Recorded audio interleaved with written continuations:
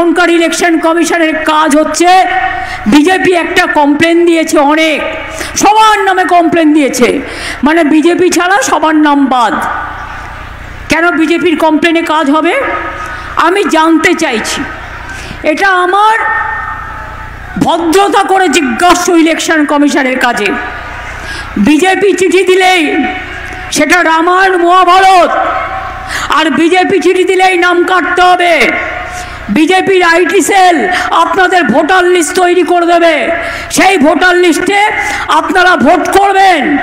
আপনাদের এটাই তো পরিকল্পনা। মনে রাখবেন, বিহার পারেনি, বাংলা পারবে।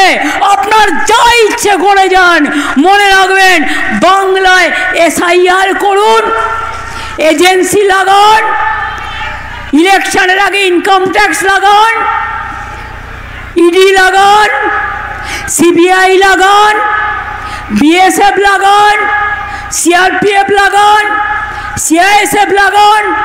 ওদের আমি রেসপেক্ট করি, কিন্তু আজকে আপনারা ওদের বাধ্য করেছেন বিজেপিতে পরিণত করতে। এটা দেশের পক্ষে ভালো নয়।